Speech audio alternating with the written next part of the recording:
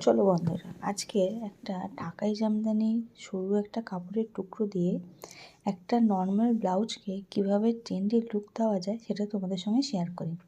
আমি লম্বা একটা কাপড় নিয়ে নিয়েছি আর চওড়ায় 3 ইঞ্চ কাপড় নিয়ে নিয়েছি। চওড়াটা আমি 3 ইঞ্চ নিয়েছি, লম্বাটা আমি একটু বড় করবো বলে একটু বড়ই নিয়েছি। বাট তোমরা চাইলে একটু কমও করতে পারো লম্বাতে, আর চওড়াতে একটু বেশিও করতে পারো। তোমরা দেখবে বইয়ের বা আমরা যে ফিতে বাঁধি জামার পিছনে দু সাইডের কোণটা একটু কোণ মতন থাকে, একটু রাউন্ড টাইপ থাকে। তাই জন্যে আমি চক দিয়ে, পিঙ্ক কালারের চক দিয়ে একটু রাউন্ড মতন করে নিচ্ছি। তোমরা চাইলে রাউন্ড মতন নাও করতে পারো, ডাইরেক্ট সেলাই করে নিতে পারো, মেশিনে করার সময় একটু ঘুরিয়েও নিতে পারো। কিন্তু আমি এঁকে নিচ্ছি যাতে দাগটা মানে সেলাইটা আমি প্রপারভাবে করতে পারি আর যাতে ভুলে না যায়। আমি দুদিকেই এঁকে নিয়েছি। এবার কি করব, কাপড়টার মিডলে কিছুটা গ্যাপ রেখে দু সাইডে একটা সেলাই দিয়ে দেবো। যেহেতু আমি 3 ইঞ্চ নিয়েছি, 1 সুত কি 2 সুত রেখে কাপড়টা পুরোটাই আমি সেলাই করে নেব ভালো করে, যাতে কাপড়টা বসে যায়। যেহেতু এটা ঢাকাই কাপড়, ঢাকাই জামদানি, তো একটু ফুলে ফুলে আছে, অ্যাডজাস্ট করতে একটু অসুবিধা হচ্ছে। কিন্তু ধরে ধরে কাজ করলে দেখবে খুবই তাড়াতাড়ি খুবই সুন্দরভাবে বসে যাবে।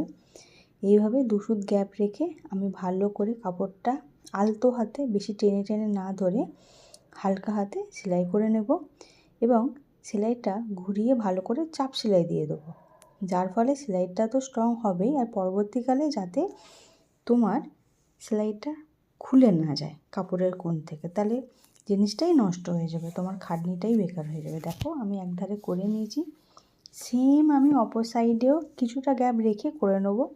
ওই গ্যাপটা দিয়ে আমরা কি করব, কাপড়টাকে পাল্টি করব, কারণ এটা তো সেলাইয়ের দিকটা আছে, এইভাবে করলে তো লুকটা ভালো আসবে না।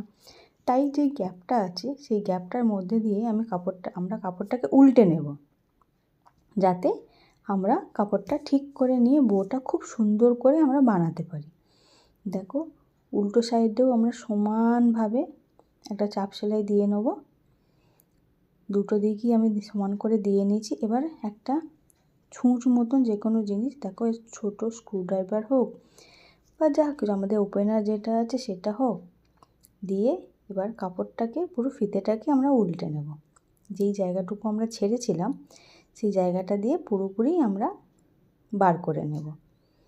দেখতে পাচ্ছ এইভাবে আমরা বার করে নেব পুরোটাই, দু সাইডেরই আমরা বার করে নেব। আর যে কোণ দুটো বার করেছি সেটা ওই কোণটা দিয়ে ভালো করে চেপে চেপে বার করে নেব, যাতে কোনো কাপড় না মুড়ে থাকে, আর কোণ দুটো যাতে প্রপারভাবে দেখা যায়, বোঝা যায়।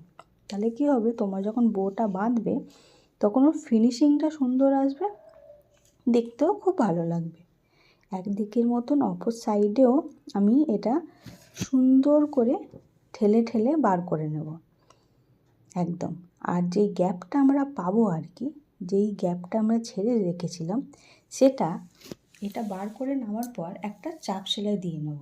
তোমরা চাইলে কিন্তু এই অবস্থায় আয়রন করে নিতে পারো, তাহলে জিনিসটা খুব ভালোভাবে খুব সুন্দরভাবে বসে যাবে। বাট আমি এটা এখন আয়রন করব না, আয়রনটা আমি পরে করব। তো আমি এটা একটা চাপ সেলাই দিয়ে নেব। কিন্তু যেহেতু জানো ঢাকাইয়ের কাপড়, ঢাকাই শাড়ির কাপড়, একটু অ্যাডজাস্ট করতে অসুবিধা হবে, একটু প্রবলেম হবে, তবুও ধরে ধরে কাজ করলে তোমাদের কারোরই প্রবলেম হবে না। এবার গ্যাপ রাখা জায়গাটা ভালো করে ধরে আমি একটা চাপ সেলাই দিয়ে নেব। আর এই চাপ সেলাইটা পুরোটা এই মাথা দিয়ে ওই মাথা অবধি, ফিতেটা আর কি যতটা লম্বা আছে পুরোটাই চাপ সেলাই দেব। এতে কি হবে, সেলাইটাও মজবুত হবে, তোমার ধারে যেটা সেলাই 2 সুত বা 1 সুত করে যে সেলাইটা দিয়েছো সেটা খুলে যাওয়ার চান্সও প্রায় চলে যাবে, আর জিনিসটাও মজবুত হবে, দেখতেও সুন্দর হবে। আর হয়ে যাবার পর তো একবার আয়রন করেই নেবে তোমরা, যাতে জিনিসটা ভালো মতনভাবে বসে যায় আর এই শেপটা সুন্দর করে চলে আসে। দেখো এবার ধরে ধরে দু কোণ বরাবর আমরা একটু ভালো করে সেলাই করে নেব। দেখতেই পাচ্ছ ধরে ধরে সেলাই করে নেবে, একদম আলতো হাতে, কোনো টানাটানি করবে না। যেহেতু জানো ঢাকাই জামদানি শাড়ির কাপড় খুবই পাতলা হয়, যেরকম ম্যানেজ করতে অসুবিধা হয় সেরকম পাতলা হয়, একটু এদিক ওদিক হলে ছিঁড়ে যাওয়ারও চান্স আছে, সেলাই বেরিয়ে যাওয়ারও চান্স আছে। আর যেহেতু কাপড়টা দিয়ে সেলাইটা একদম 2 সুত গা থেকে দিয়েছো, তখন তো আরোই ভালোভাবে ধরে ধরে তোমাদের সেলাই করতে হবে। দেখো আমি দুদিকে সেলাই করে নিয়েছি। এবার দেখো এই সেই কাপড়টা যার পিছনে আমি বউটা লাগাবো। তার আগে ব্লাউজটা পুরোটাই রেডি করে নিয়েছি, ফিটিংস মাপও দেওয়া হয়ে গেছে আমার। এবার এই পিঠের যা মাপ আছে তার একটা মিডল বার করব। আমি মিডল বার করে নিয়েছি, আর নিচ থেকে প্রায় 2 ইঞ্চ উপরে আমি এটা দাগ দিয়েছি। তোমরা পারলে 2.5 থেকে 3 ইঞ্চিও যেতে পারো, কিন্তু 2 ইঞ্চির কম যাবে না, আর 3 ইঞ্চির বেশি যাবে না, তাহলে জিনিসটা ভালো লাগবে না। বেশি নিচে চলে গেলে তোমার শাড়ির কাপড়ে ঢুকে যাবে, আর একদম উপরে চলে গেলে যেন মনে হবে পিঠের ওপর উঠে বসে আছে। তো ওরকমভাবে না করে ঠিক 2 থেকে 2.5 ইঞ্চির মাঝখানে রেখে 2 সাইডে পিন করে দিয়ে মাঝখানে একটা চাপ সেলাই দিয়ে নেবো। দেখো এই জিনিসটা কি সুন্দর হয়েছে। আমি কিন্তু এটা